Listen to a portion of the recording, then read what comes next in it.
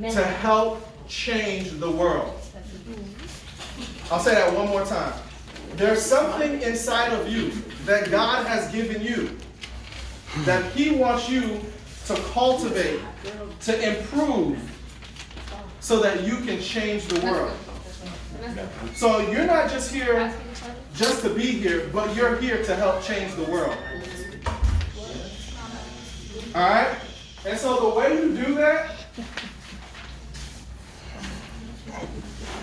is when we look at our gifts and everything that God has given us, they're all for a purpose. They're all for a what? A purpose. A purpose. So God really, when He gives you these gifts, He wants you to live out your purpose for your life. And so to kind of illustrate that, I wanted to bring it into the business world. How many of you have iPhones or any Apple products? No, we're Whenever you go into the store or you think about getting an Apple product, like why do you go and do that? quality. Okay, quality. What else? You want it? Okay. I'll say you got bread. Okay. It looks nice. Dependability. Okay. Okay. Because everyone has it. Okay. Everybody want to be like everybody else? It's a coat. I can't go back. It is really like it's gonna be like everybody else. That's gonna make money if you got one. So I was doing some studies on this, and Apple actually does something that a lot of other businesses don't do. So basically, when they're trying to get you to buy their product, they're not trying to get you to buy something or what. They're playing off something that's called the why. Yo. All right. In our brains, when we look at the what has to do with more of our rational thought.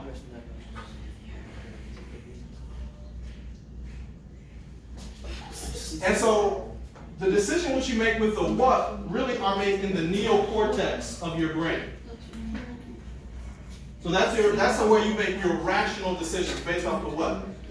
But Apple knows that they're not going to get you to buy just based off of what they do. If Apple were like every other company, what their marketing would sound like would be something like this. We make great computers. They're beautifully designed, simple to use, and user-friendly.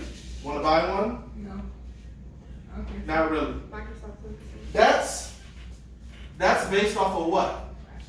The rational. But they're not getting you to buy from here. They're getting you to buy from the why. The decisions in which you make from the why are made from the limbic part of your brain. This is where you feel. This is where trust, cooperation, loyalty. That's where you make those decisions. So when Apple wants you to buy, they don't tell you what they do. They tell you why they do it.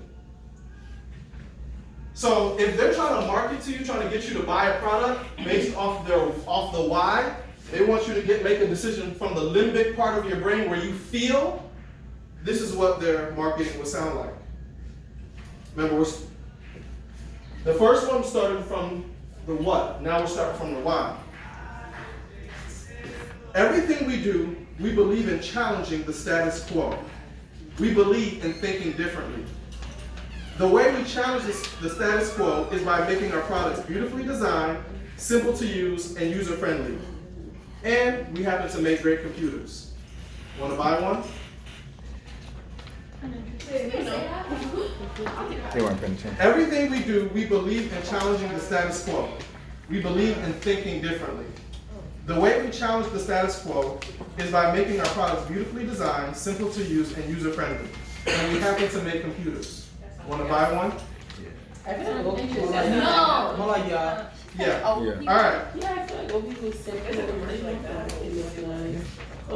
Yeah. So, all right, let's put it like this. It's Black History Month. Martin Luther King. We all know Martin Luther King. Why do we remember, anytime anybody refers to civil rights or just any great black person in particular, they always say Martin Luther King, right? Always talk about Martin. Why is it they talk about Martin Luther King? There were other people out there, pastors, who are out there preaching, other people who suffered injustices, fire hoses, police dogs, getting lynched and all that stuff. Other people suffered. And there are other people who preached against segregation and police dogs and all that stuff. So why is it that we only remember Martin Luther King? His speech. What? That candy talk, candy spell like a hope. Okay, he spread a message of hope. That's true. There were other people who were giving hope Kind of too. did. Because he had a different way of like, you know, projecting. Okay. He did. He was a good. You saying he's a good speaker? Yeah, but like also Malcolm X was a good speaker. True. But like they did different works. See, Malcolm X was like More violent? More yeah, he was like he didn't preach, but he was like low key like a poet. Does that make sense? And like Martin Luther King was like, oh, we're going out there. I mean, everybody went out there, but like he just projected his work differently from You're getting close. You're getting close. Yeah. I mean, they kind of made a whole Remembrance Day after him to honor him for. We celebrate his birthday every year. So why do we have a Martin Luther King Day, not a Malcolm X or a Rosa Parks or Marcus Garvey, any of those days? Why Martin Luther King? Yeah. Malcolm X was assassinated too. I really like. Yeah, that's why he wasn't peaceful. Oh, Jay speaking. Jay's talking. I was gonna say I really like he had a charisma about him, like and plus, Okay. plus he when he speak he didn't just like his speech I have a dream, you know.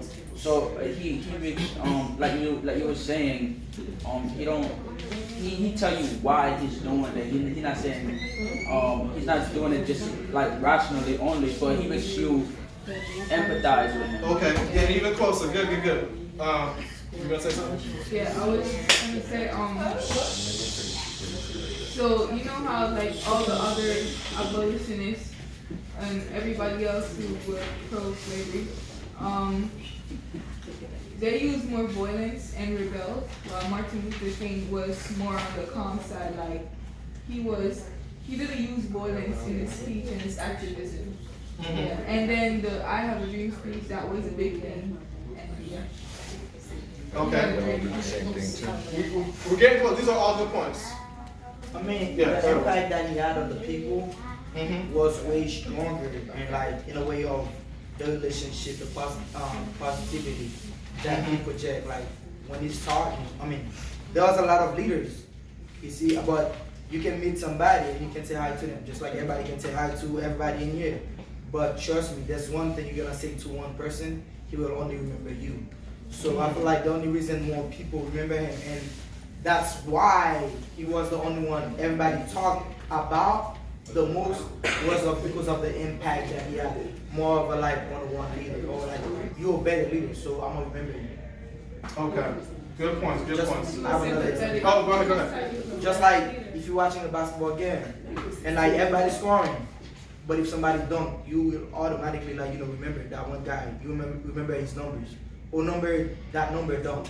Like he had a bigger impact on the game of the situation. So one example we can use is the march. That was a big thing when they marched down to Washington. So that was like a big thing. You see what I'm saying? And everybody gonna remember that leader. True. One thing I learned as I was doing my research, with Martin Luther King, he was the face of the civil rights, but what a lot of people don't realize was that he had a partner named Ralph Abernathy, who actually, while King spoke out about stuff, Ralph Abernathy was behind the scenes doing a lot of the stuff. So Martin Luther King was more of the face, and I'm not saying he wasn't doing anything he did plain, don't get me wrong. But Ralph Abernathy he did something that carried out the how. We'll get into that in a minute. So, all right. So the main reason why we remember Martin Luther King was, number one, he gave us a why. I'll tell you that. Everybody else was saying, oh, segregation is bad. Everybody was telling us what we need to do. Malcolm X and some people even said we need to leave the country and go to Africa or something like that. You know what I'm saying? Everybody was saying what? Everybody knew, and even a lot of the white folks knew that segregation was bad. And some people even had a plan as to how they should do things. And some of you alluded to the Martin Luther, the I Have a Dream speech. And yes, he gave the I Have a Dream speech, but the I Have a Dream speech gave a why. He would say stuff like, I have a dream that one day little black children and little white children will be able to hold hands on the playground. I have a dream that my children will not be judged by the color of their skin, but not be judged by the color of their skin, but by the content of their character. That type of stuff resonated with people. So that on a hot summer day in August of 1963, 250,000 people showed up at the Lincoln Monument to hear him give I Have a Dream speech. There weren't any invitations sent out, no emails, it wasn't on social media. But 250,000 people showed up because on that day, Martin Luther King gave them a why. So the why is very, very powerful. And the reason why, if you notice these past couple weeks, we've been talking a lot about purpose. Purpose has actually been in each and every one of the activities we've been doing. A little bit of purpose in it, but today we're focusing on purpose as a whole. Because what I want you guys to understand and know is your purpose in life. Because if you don't have a purpose, like, all right, so if there's a target right here, you got a bow and arrow. What's the purpose with the target there? What's the purpose? To shoot it and get it where? And get bullseye. On the bullseye, right? So here's the thing: if you don't know your purpose in life, if you don't know why you're here, basically you're just shooting arrows randomly at the wall. It's like saying I'm gonna go somewhere and you have no destination.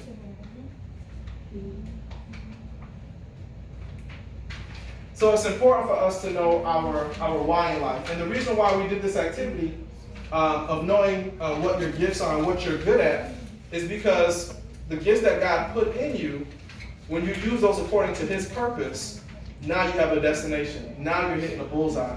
Now you're, not only that, but you're blessing people. All right, everybody turn your papers over to the back side. Just real quick. I want you to write down the names of 3 people that you love.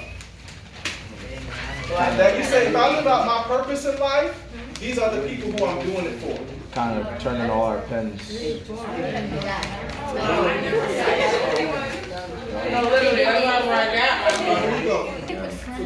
So I know for me, on days when it's tough, like to, you just might be having I hate to say a bad day, let's say a character building day. Because a bad day is a character building day if we get something out of it. I don't believe in good days and bad days. Good days are character building days. But I know for me on the tough days, when it's hard, it's the people I know who have done stuff for me that really motivates me. I know, I just actually found this out recently. My mom told me that when I was in high school, and going to Forest Lake, it's expensive. So it's not. It's not cheap. And I didn't know this, but this lady, she's maybe like in her 90s now. But when it was my freshman year in high school, my mom, as a single mom, it was tough for her to pay for me to go to school. What she would do is she would actually go around church and ask people for money to help pay for my tuition. I just found this out recently. So for people like that, and I could tell you stories and stories of people who have looked out for me from the time I was a kid. And I always say, whenever somebody gives me a compliment, I never take that to myself. Because I know I'm here because of those people, because of what they've done for me. So I always give them the credit. So on those days when you might not feel like living out your purpose, when you just don't feel like doing it, think about those people that you love. Think about who you're doing it for. And I promise you that will give you the motivation to go on. So I just want to close by reading this quote. I thought was powerful. This is Some of you might recognize it. We're talking about God using us and our gifts and our purpose to help change the world. It says, here's to the crazy ones, the misfits, the rebels, the troublemakers, the round pegs in the square holes, the ones who see things differently. They're not fond of rules. You can quote them, disagree with them, glorify or vilify them, but the only thing you can't do is ignore them because they change things. They push the human race forward. And while some may see them as the crazy ones, we see genius. Because the ones who are crazy enough to think that they can change the world are the ones who do. Everybody know who that's from? The Breakfast Club? Yeah. No. I heard of it. It's a 1997 commercial from Steve Jobs. It's a Think Different, the Apple I commercial. think they got it from. Yeah. One of them So got it I from just Chuck. say that be crazy enough to believe that you can be somebody who changes the world. Why? Not because of any of your innate greatness, but because God has put something special inside of you to change the world. Let's stand for it. All right.